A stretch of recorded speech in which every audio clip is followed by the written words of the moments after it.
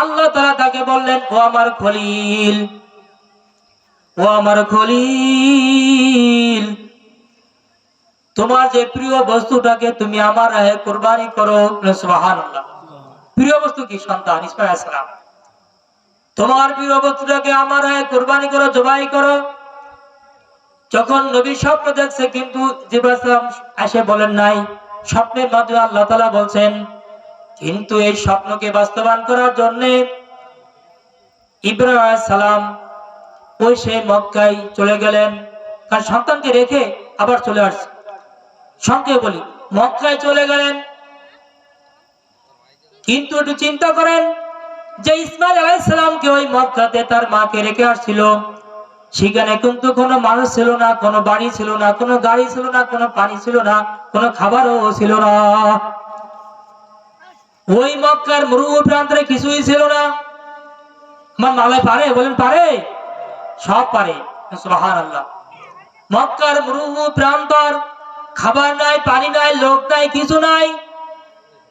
ইব্রাহিম আলাইহিস সালাম তাকে ওই মরুভূমি প্রান্তে তার মাকে সন্তানকে রেখে চলে আসছে। কিন্তু আমার আল্লাহ এখন তাকিয়ে দেখেন ওই মরুভূমির প্রান্তরে এখন লক্ষ লক্ষ মানুষ তাওয়াফ করে। সুবহানাল্লাহ, সুবহানাল্লাহ বলেন। ওই মক্কার দিকে তাকিয়ে দেখুন কত বড় টাওয়ার বিল্ডিং আল্লাহ তাআলা বানিয়ে দিয়েছেন। তার জন্য বানিয়েছেন বলে ইসমাঈল আলাইহিস সালাম, যদি আমি আপনি যদি একবার খালেস নিয়াত করিয়া কোনো দিনের কাজ করতে পারি, আল্লাহ পারে? বলেন। যদি খালেস নিয়াত করিয়া কোনো কাজ করতে পারি, দিলের মালিক কিরা? দিল দেখে কিনা? বলেন। আমার আল্লাহ কিন্তু দিল দেখে আমার দিলের ভিতর কি আছে। যদি আপনি দিল দিয়ে, মন দিয়ে, প্রাণ দিয়ে আল্লাহর জন্য কাজ করতে পারেন, আমার মালিক কিন্তু ওই জিন্নশূন্য এলাকায় কিন্তু একটা অঘটন ঘটাইতে পারে।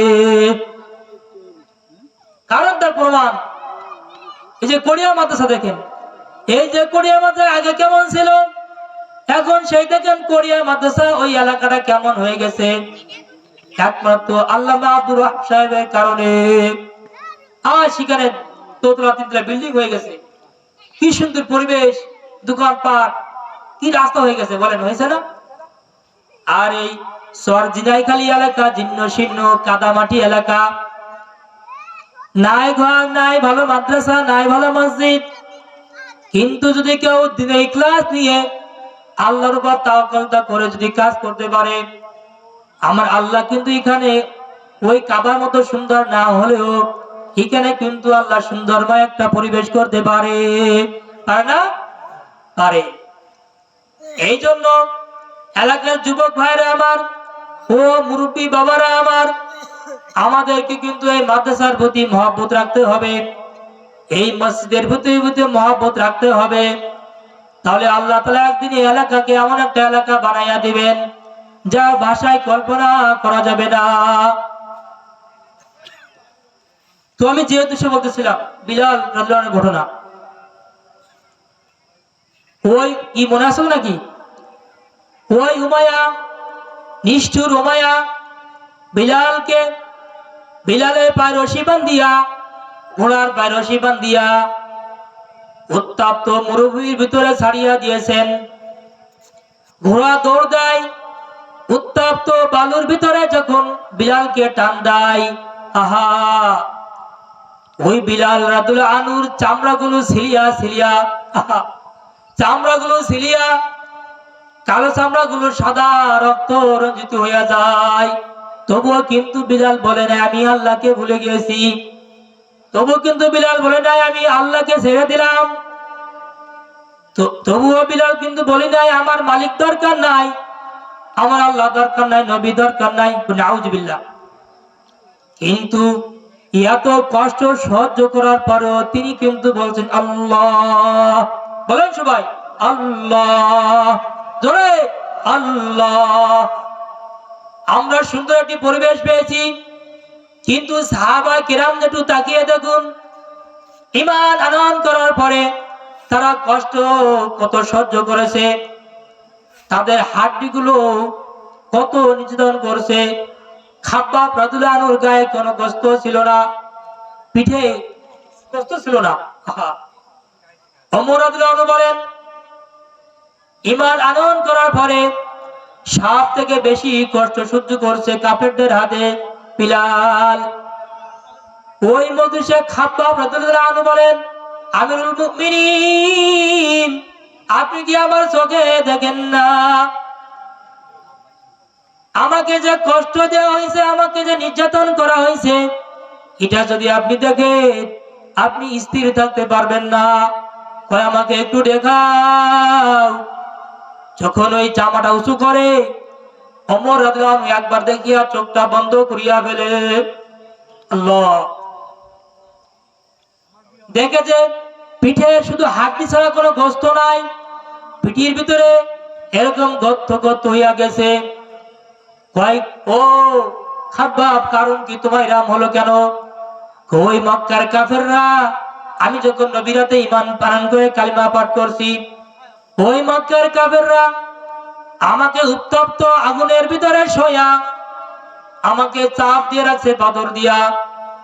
আমার গায়ের ওই রক্তগুলো বস্তুগুলো খুশি খুশিয়া পড়িয়া পড়িয়া আগুন নিভিয়া যাইতো। আল্লাহু আকবার, কি কষ্ট দিয়েছে কাফেররা।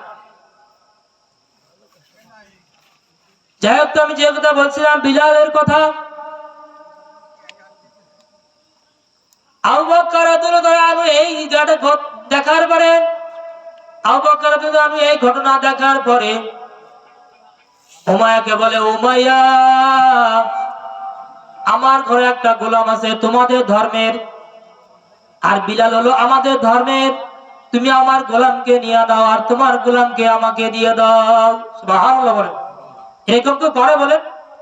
আহা, ওই বিলাল আফ্রিকার বিলাল, কালো বিলাল, তারে কেউ মক্কার লোক ভালোবাসে না, গোলাম বলে। বলে গোলামের ঘরে গোলাম, যদি মুরিদ তরে মারে প্রহার করে কেউ সেটু সাহায্য করে না, কিন্তু আমাদের মহল্লার ভিতরে যদি এক ভাইকে মারে একটু কিন্তু বলে, এই মারিস না আর মারিস না, যদি অন্যায় করুক বলে না, বলে। কিন্তু বিলালকে মারে, কিন্তু মক্কার সবাই হাস তামাশা করে, কিন্তু আমার নবী সহ্য করতে পারে না। কারণ কি, যখন ঈমান আনয়ন করছে, কালেমা সাহাবায়ে কালেমা পাঠ করছে, নবীর ওহী আসছে, অল্প কিছু সাহাবায়ে কেরাম, শক্তি নাই, পাওয়ার নাই, কি দিয়া লড়াই করবে? আল্লাহর হুকুম কেন হয় নাই? উমাইয়া বলে, না, হবে না, হবে না। তখন আবু বকর বলেন, ও উমাইয়া, তুমি আরো কি চাও? হয় আমাকে টাকা দিতে হবে। আবু বকর রাদিয়াল্লাহু আনহু 6 দিরহাম দিয়ে এবং তার গোলামকে দিয়ে বিলালকে ছাড়িয়ে নিয়ে গেল। বিলালকে ছাড়িয়ে নিয়ে যাওয়ার পর বিলাল বলে, আবু বকর ভাই, আপনি কি আমাকে আপনার কাছে রাখবেন? দেখেন আবু বকর কি কথা বলেন। কয়, বিলাল, না, আমি তোমাকে আমার কাছে গোলাম হিসেবে রাখবো না, আমি তোমাকে আজাদ করিয়া দিলাম। সুবহানাল্লাহ, আজাদ নাকি উন্মুক্ত করে দিলাম, তুমি কারো দাস হলে না। যখন আবু বকর বিলালকে কিনতে যায়, ক্রয় করতে যায়, তখন আল্লাহ নবী বলেন, ও আবু বকর, তুমি যখন আমার বিলালকে ক্রয় করতে যাইবা, তখন তুমি আমার কাছ থেকে কিছু টাকা নিয়ে যাইবা, দিরহাম নিয়ে যাইবা। কারণ কি, আল্লাহ নবী বলেন সাল্লাল্লাহু আলাইহি ওয়াসাল্লাম বলেন, ও আবু বকর, আমার আল্লাহ যখন বিলালকে ডাক দিয়ে বলে বিলাল, তখন আমি আল্লাহকে বলবো, আল্লাহ, আপনার বিলালকে যখন আবু বকর ক্রয় করেছিল আমিও ওদের শরীক ছিলাম। সুবহানাল্লাহ। আর আমরা যদি কোনো ভাই বিপদে পড়ে একটু সাহায্য করতে গেলেও অনেকে বাধা দেয়, এই দিস নি, তো হারামজাদা, বলে না, বলেন। মাদ্রাসায় তলেবে ইলম পড়াশোনা করে, ঠিক মতো খাবার পায় না, কিন্তু আপনি সন্তানদেরকে গরু গোস্ত পোলাও ভাত খান। হাই, মাদ্রাসার ছাত্ররা কত অসহায়, কিন্তু এই তলবে ইলম যখন এই এলাকায় চরণ করে, যদি কোনো কবরস্থান থাকে, আল্লাহ পাক তাদের ওসিলায় কবর আযাবকে মাফ করিয়া দেন। সুবহানাল্লাহ বলেন।